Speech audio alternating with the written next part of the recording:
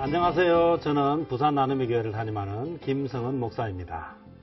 생명의 말씀 오병이어 특강 다음 세대 세우기, 오늘 세 번째 시간으로 하나님께서 주신 재능으로 꿈꾸게 하라, 함께 또 좋은 시간 가지도록 하겠습니다.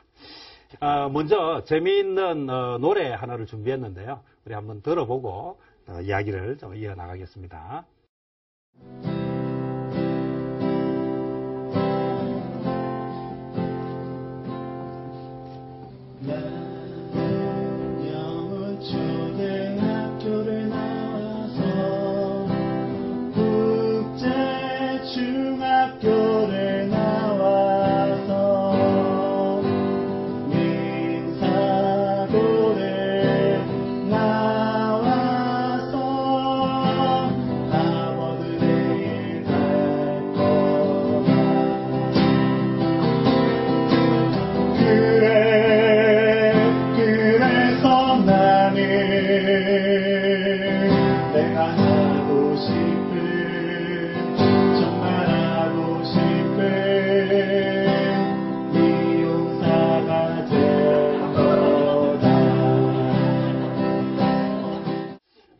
여러분, 이 노래를 듣고 어떤 느낌이 드세요?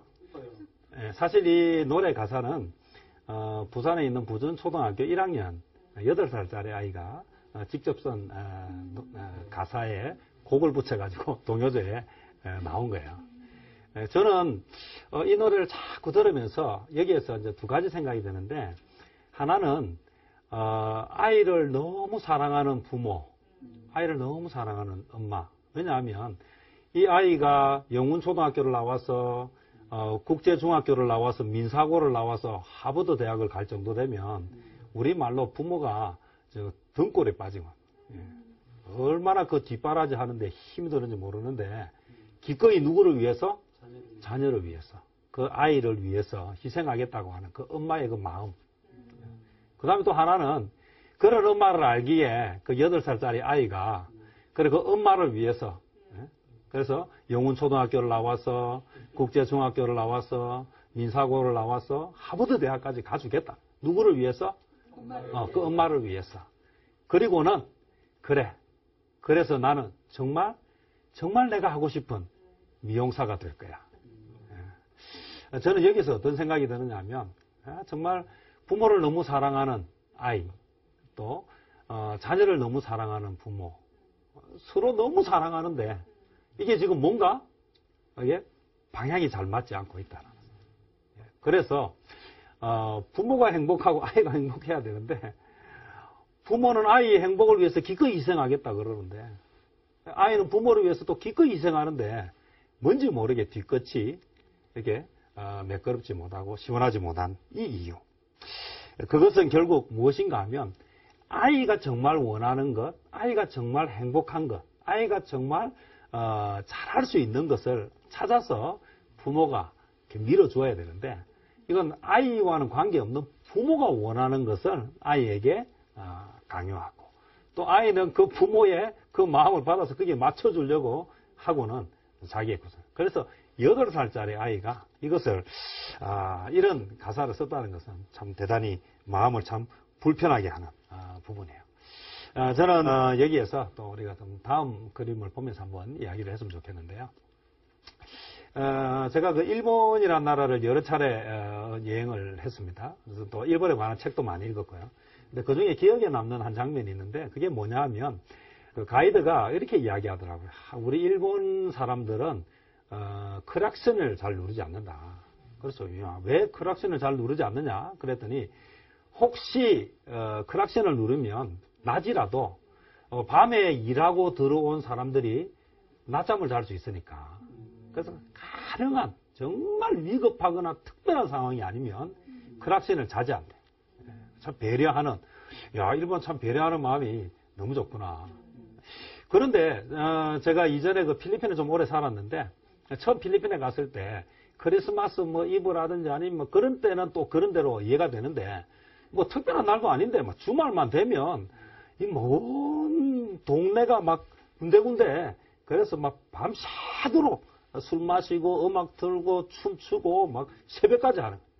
그래서 난 잠을 좀 자야 되는데 이 인간들이 잠도 안 자고 그래서 얼마나 열받는지 그래서 이제 이 인간들을 좀 혼내줄까? 아마 그런 마음을 먹다가 그때 저와 함께 있던 제 이제 도우미 가사 도우미한테 좀 물어봤어요. 너희 나라는 왜 이래? 지금 새벽 지금 몇 시인데 저희 밤에 이러고 있느냐? 야 저렇게 시끄럽게 하면 어디 주변에 누가 와가지고 시끄럽다고 총 쏘고 이 총기 사고 나지 않냐? 그랬더니 이 가사 도우미가 그런 일이 없대. 그럼 어떻게 그럴 수가 있냐? 너도 자야 되잖아. 나도 자야 되고. 근데 시끄러워서 못 자잖아. 그런데 그것 때문에 뭐 총을 쏜다든지 화를 내지 않는다. 이유는 저 사람들이 저 즐거운 일이 있을 때 그들을 마음껏 즐거움하면 좀 불편하고 피해를 입지만 다음에 내가 즐거운 일이 있을 때 다음에 내가 또 즐겁게 놀 일이 있을 때 그때 저들도 뭐 해줄 것이다? 참아줄 것이다. 그래서 그 나라는 뭐를 하지 않는다? 새벽까지 막 놀아도 그래서 서로 뭐 이렇게 뭐 불편해하지 않는다. 자, 여러분 일본이란 나라하고 필리핀이라는 나라 둘 중에 어느 나라에 살고 싶으세요? 근데 제가 생각해봤어요. 너는 어느 나라에 살고 싶냐? 그랬더니 저녁에 내가 자고 싶을 때 조용한 일본, 내가 놀고 싶을 때 마음대로 놀 수 있는 필리핀을 섞은 나라. 자, 그래서 우리나라에서 살고 싶다. 예, 하고 싶은 이야기는 일본이 됐든 필리핀이 됐든 그것은 결국 무엇이다? 문화라는 거예요. 그래서 내가 남을 배려해서 나도 배려받지만 그것 때문에 내가 즐기고 싶을 때 놀지 못하는 그것도 일종의 나에게 이제 불편한 부분이죠. 또 반대로 내가 놀고 싶을 때 실컷 놀 수 있다는 것은 행복한데 그것 때문에 남이 놀 때 내가 쉬고 싶을 때 쉬지 못하는 불편함. 자, 다시 이야기하면 이것은 문화의 차이지 옳고 그름의 문제가 아니라는 거예요. 그리고 이런 부분들을 우리가 이해한다면 저는 우리 안에서 좀 이렇게 많은 어떤 이해할 수 있는 폭이 좀 넓어진다라는 생각. 퀴즈 하나 낼 텐데 한번 맞춰보시겠습니까? 예, 다음 중에서 틀린 것이 있어요. 자, 첫 번째, 노래를 잘 부르는 것은 머리가 좋은 것이다. 맞습니까? 자, 2번, 운동에 소질이 있는 것은 머리가 좋은 것이다. 자, 3번, 동물을 좋아하는 것은 머리가 좋은 것이다. 뭐 문제가 좀 이상하다, 그죠? 자, 4번, 모양을 잘 구별하는 것은 지능과 상관이 없다. 예, 정답이 뭐겠습니까? 4번인 것 같아요. 왠지 그럴 것 같아요. 예. 자, 근데 이게 사실 딱 보자 명확하게 답이 딱 안 나오고 생각을 한번 더 하게 하죠. 이거 왜 그러냐 하면 이것은요, 그냥 우리가 생각하는 지능, IQ의 관점에서 바라보면 이게 답이 조금 애매해요. 그런데 이것은요, 다중지능이라고 하는 관점에서 딱 보면 답이 명확하게 나와요. 자, 정답이 뭔지 한번 볼까요? 예, 4번이에요. 그러면 1번, 2번, 3번은 맞다, 틀리다? 맞다. 노래를 잘 부르는 것은 뭐가 좋은 것이다? 머리가 좋은 것이다. 운동에 소질이 있는 것은 뭐가 좋은 것이다? 머리가 좋은 것이다. 동물을 좋아하는 것은 뭐가 좋은 것이다? 머리가 좋은 것이다. 자, 그럼 모양을 잘 구별하는 것은 지능과 관련이 있다. 이전에 우리는 지능하면 IQ가 높다, IQ가 낮다 이렇게 두 가지로 분류를 해서 IQ 높으면 좋고 IQ가 나쁘면 그때부터 이제 모든 것이 머리가 나빴어.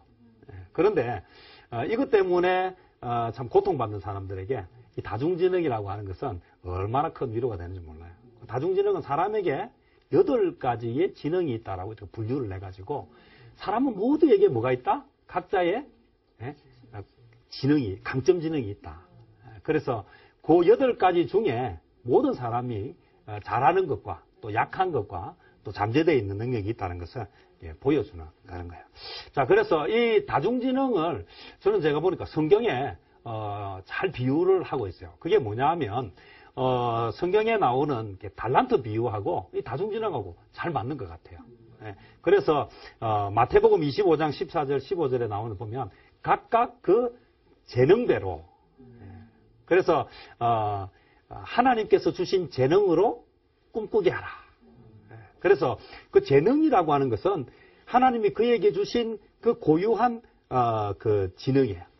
그래서 그것을 8가지로 분류를 해서 그 안에 자기가 잘하는 강점 지능들을 모아서 그 강점 지능들에 해당되는 그것을 찾아서 하게 되면 훨씬 많은 것을 할 수 있다. 그래서 창세기 49장 28절에도 그들 각 사람의 분량대로 모아라 축복하였다. 그래서 하나님께서 주신 재능으로 꿈꾸게 하라 하려고 하면 뭘 알아야 되냐면 도대체 이 아이에게 하나님 주신 재능이 뭔지를 찾게 해줘야 되겠잖아요. 그래서 찾게 해줘야 그것을 가지고 뭐 하겠나? 꿈을 꾸게 해주는 것이죠.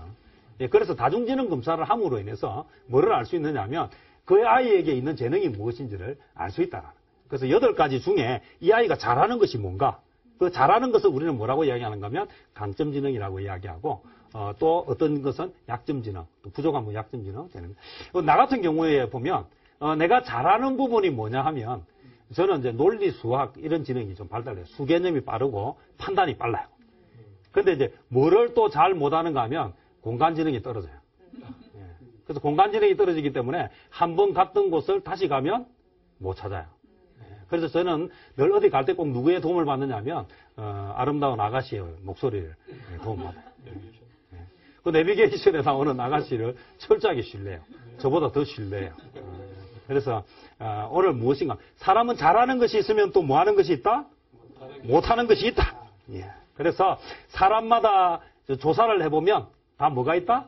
그게 강점 지능이 있고 약점 지능이 있고. 그래서 보면 1순위 논리 수학 지능이 높은 사람이 있고 그 다음으로 언어 지능이 높은 사람이 있는가 하면 또 다른 사람은 언어 지능이 높고 자기 성찰 지능이 높은 사람이 있고 또 어떤 사람은 음악 지능이 높고 인간 친화 지능이 높은 사람. 각자 다 뭐가 다르다? 각자 다 지능이 다르다. 그래서 오늘 개인의 독특한 프로파일이 있다. 개인에게는 개인이 가지고 있는 특별한 그 강점들이 있다라고 하는 것을 기억을 합니다. 그래서 우리가 이제 보면 또 8가지 지능으로 나눠놨는데 그 8가지 지능이 또 세부적으로 이렇게 하부 구조가 되어 있어요. 예를 뭐 들면 자 음악을 잘한다라고 했을 때 그 음악 속에는 노래를 잘하는 사람이 있고 노래는 못하는데 악기를 잘 다루는 사람도 있고 악기도 잘 못 다루는데 악보를 또 잘 쓰는 사람이 있고 그래서 그건 다 뭐로 들어간다? 음악 지능 속으로 들어갈 수 있다. 세부 구조라는 거예요. 근데 이게 중요한 거는 한 가지가 뭐가 있느냐 하면 그 안에 같이 연결되는 부분 속에 가장 중요한 것은 자기 이해 지능이 높은 사람이 결국 자기 꿈을 찾아서 가더라는 거예요. 자기 이해 지능이 높다는 건 뭐냐 하면 내가 잘하는 것과 내가 못하는 것을 정확하게 안다는 거예요. 그래서 자기 이해 지능이 높아야지 그러면 이제 잘하는 것을 강화시키고 못하는 것은 뭐예요? 보완시키고. 그리고 또 하다 보면 근데 내가 하고 싶긴 한데 내가 못해요. 그런 건 또 시도를 해보면 드러나죠. 자, 그것을 하기 위해서 무엇을 만들어주느냐 하면 환경을 만들어준다. 자, 그래서 우리 여기 보면 맹모 삼천지교가 나오죠. 맹모 삼천지교는 뭐예요? 맹자의 어머니가 맹자를 위해서 이사를 3번 오겠다. 왜냐하면 그 환경이 그 아이에게 뭘 하더라? 영향을 미치더라. 그래서 시장으로 갔더니 이 아이가 맨날 하는 게 뭐예요? 골라. 자, 그래서 세계에 1,000원 뭐 이렇게 뭐 장사를 자꾸 하더라. 그래서 이제 또 뭐예요? 조용한 곳에 공부시키려고 갔더니 거기서는 뭐예요? 이제 장례식이 많이 나고 하니까 아이고 이제 가면 언제 오나 뭐 그렇게.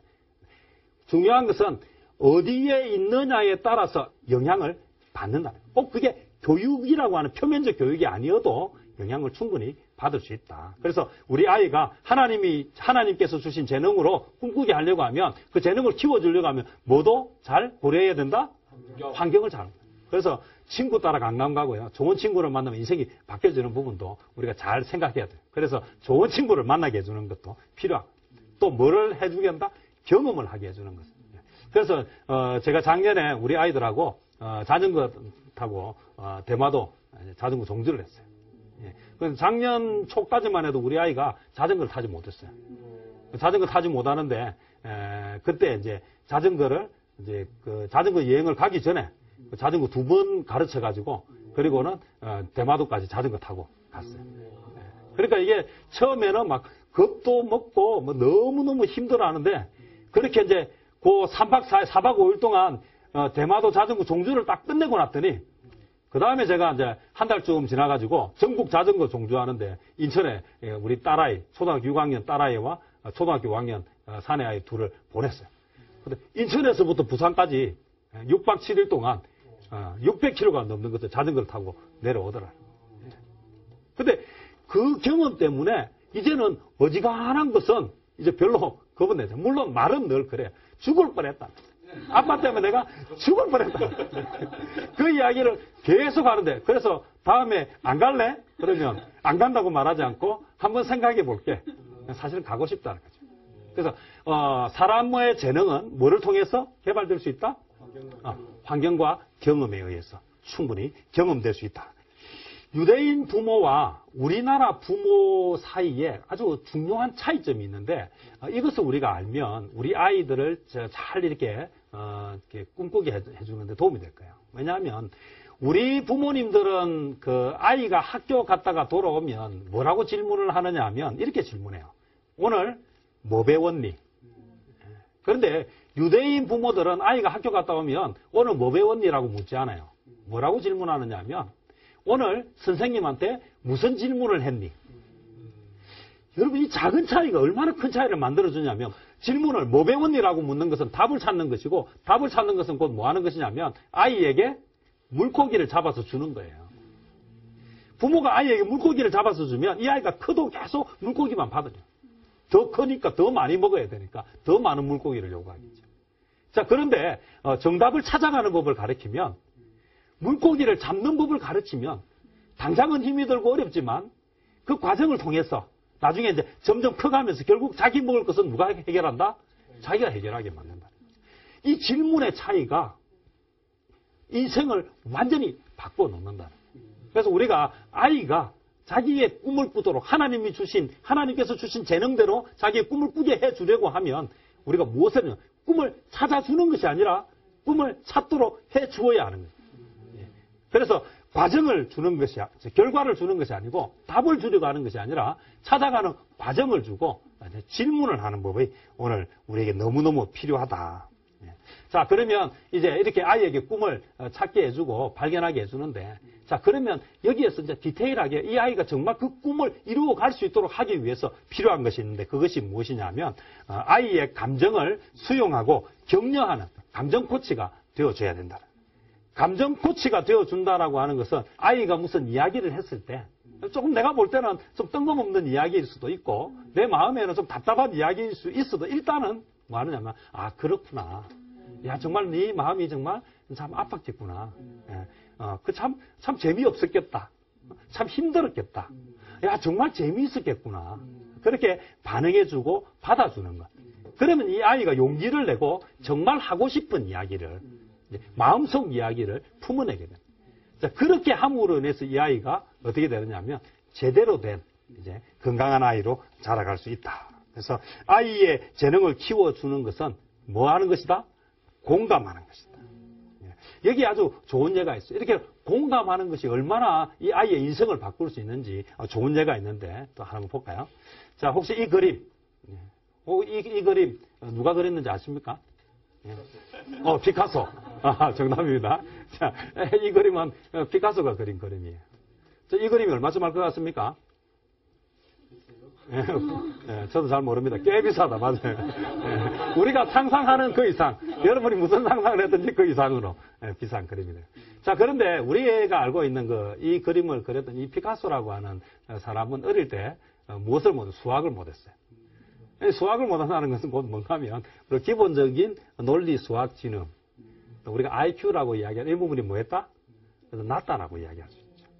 그런데 IQ에서는 낮은데 논리 수학 지능, 다중지능에서 이야기하면 논리 수학 지능은 좀 떨어지지만 무슨 지능이요? 공간지능.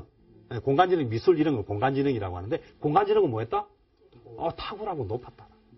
자, 그런데 중요한 건요. 학교에서 아이가 수학을 못 푸니까 선생님이 뭐라고 얘기한다? 이 아이는 답이 없어요.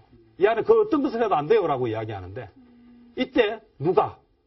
아버지가 뭐라고 이야기했느냐면 너는 수학은 잘 못하지만 뭐를 잘한다? 그림은 잘 그리잖아. 그래서 네가 잘하는 걸 하면 돼. 그 아버지의 칭찬과 격려가 누구를 만들었다? 피카소를 위대한 미술가로 만들었다. 또 한 사람의 좋은 예가 있는데 한번 볼까요? 자, 혹시 이 사람 누군지 아십니까? 에디슨.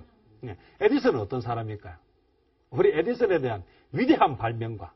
이 에디슨이 없었다면 지금의 현대과학의 발달은 지금보다는 훨씬 느려졌을 거예요. 자, 그런데 중요한 건 이 에디슨이 어떤 사람이었느냐라는 거예요. 그 에디슨이라고 하는 사람은 주의력 결핍을 가지고 있는, 그래서 과잉 행동 장애를 가지고 있는, 그래서 우리가 이야기할 때 일반적으로 제대로 학습이 이루어질 수 없는 아이, 그래서 학교에서 선생님이 이 아이는 안 돼요라고 포기했던 아이. 그런데 이 아이가 어떻게 이렇게 위대한 발명가가 될 수 있었는가? 누구 때문에? 그의 어머니 때문에. 그의 어머니가 그 아이에게 그 아이가 가진 장점, 지가 잘하는 것, 실험정신. 야, 계란에서 닭이 나와라고 하는 이야기를 듣고 뭐였어요? 엄마 닭이 계란을 품고 있는 것처럼 자기가 품고 있으면 될 거라고 생각하는 그런 실험정신. 그것을 귀하게 보고 그렇게 계속해서 하게 하는 거예요. 그러니까 전기를 발견했던 예화들 있잖아요. 그렇게 많이 실패했는데 어떻게 포기하지 않고 끝까지 할 수 있었을까요? 라고 물었을 때 뭐라고 대답했다? 나는 한 번도 실패한 적이 없다. 단지 뭐 했을 뿐이다? 안 되는 방법을 발견했을 뿐이다.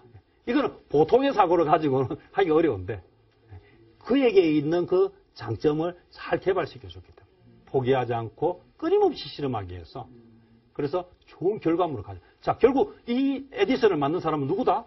그의 어머니였다. 자, 그럼 앞에 피카소를 만든 사람은 누구였어요? 아버지. 그 에디슨을 만든 사람은 누구예요? 그의 어머니. 자, 그렇다고 해서 무조건 마구 칭찬하는 것이 좋은 것은 아니에요. 자, 그래서 칭찬과 격려의 말이 반드시 필요해요.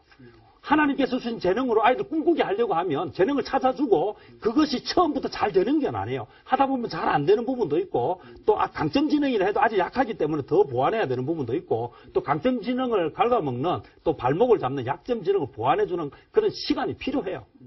단번에 되는 건 아니에요. 자, 그럴 때에 필요한 게 뭐냐면 칭찬과 격려, 공감해주는 부분인데, 문제는 칭찬도 잘해야 된다. 칭찬은 고래도 춤추게 한다라고 이야기하는데 칭찬의 부작용도 있다라는 거예요. 자, 그러면 무엇을 칭찬하고 어떻게 칭찬할 것인가를 정확하게 알아야 결국 우리의 아이가 하나님께서 주신 재능대로 꿈꾸도록 할 수 있다. 자, 그러면 예를 한번 좀 들어볼까요? 이렇게 좀 칭찬해 주었으면 좋겠어요. 자, 타고난 능력보다 뭐를 칭찬하라? 노력을 칭찬해야 돼요. 그래, 야, 너 정말 머리 똑똑하구나. 그렇게 이야기하는 것이 아니라 정말 너 열심히 했구나. 자, 결과를 칭찬하지 말고 뭐를 칭찬하자? 과정을 칭찬해야 돼요. 과정을 칭찬할 때 이 아이가 실패해도 과정을 칭찬받았기 때문에 다시 시작할 수가 있어요. 그런데 결과를 칭찬해버리면 만약에 내가 열심히 했는데 실패했어. 그럼 이 아이는 다시 열심히 할 용기가 나지 않는다는 거예요. 또 뭐를 칭찬해야 된다? 구체적으로 칭찬해줘야 돼요. 야, 그래서, 야, 너 그림 잘 그렸네. 이러면 그림 잘 그렸다는 게 너무 막연하다는 거예요. 그럴 때 조금 더 구체적으로 들어가서 좀 더 세밀하게. 야, 너 노란색을 사용해서 그림을 그리니까 그림이 너무 밝아 보이니까, 야, 봄의 느낌이 나서 너무 좋다. 이렇게 칭찬해주면 그 아이가 그것에 대해서 좀 더 구체적으로. 그 다음에 또 하나는 뭐, 칭찬에도 뭐가 있다? 유통기한이 있어요. 이거, 그래서 칭찬은 바로 그때 바로 해야 돼요. 그때 바로. 그냥 아이는 막 성적 잘 받아와가지고, 100점 받아와가지고 막 왔어요. 그래, 칭찬 받고 싶은데, 보지도 않고. 그래, 나중에, 엄마 나중에 볼게. 이렇게 하면 이 아이가 뭐 하게 된다? 실망하게 된다. 그 칭찬이 유통기한이 있어요. 자, 근데 여기서 한 가지가, 우리가 또 놓치지만, 사람이다 보니까 뭐 할 때가 있다? 놓칠 때가 있어요. 왜냐하면 진짜 바쁜 일이 있을 수 있잖아요. 자, 그런데, 그때 바빴으니까, 유통기한이 지났으니까 안 된다가 아니에요. 그러면 이제 유통기한이 지난 것을 소급해서 할 수 있는 아주 좋은 방법이 하나 있어요. 그게 뭐예요? 예? 만약에 칭찬의 시기를 놓쳤다고 하면 아이를 불러놓고, 야, 며칠 전에 네가 받아왔던 그 성적표 때문에 아빠가 지금도 가끔씩 생각하면 너무 마음이 좋아. 그러면 이 아이는 그때 실망했지만 시간이 지나서 다시 그것을 뭐 하게 된다? 충분히 보상받게 된다. 그래서 오늘 우리가 뭘 할 때 무엇을 칭찬해야 된다?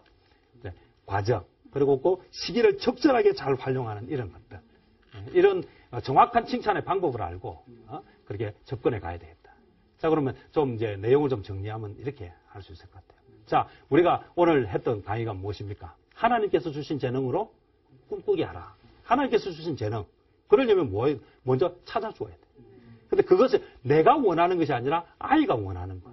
아이가 잘하는 것. 아이가 좋아하는 것을 찾아주고 그것이 처음부터 잘 되는 게 아니에요. 그래서 뭐 해야 된다? 자, 공감해주고 기다려주고 격려해주고 칭찬해주고. 근데 칭찬도 어떻게 해야 된다? 네, 결과를 칭찬하는 것이 아니라 과정을 칭찬하고. 뭐 크고 대단한 것이 아니라 작은 것들을 칭찬해주면서 이렇게 이 아이가 하나님이 주신 재능을 찾아서 꿈꾸게 해준다면 우리의 자녀, 우리의 다음 세대가 건강하게 하나님의 자녀로 서게 될 것입니다. 예, 이상으로 세 번째 강의를 마치도록 하겠습니다. 지금까지 시청해 주신 여러분 감사합니다. 다음 이 시간에 만나 뵙도록 하겠습니다. 평안하십시오.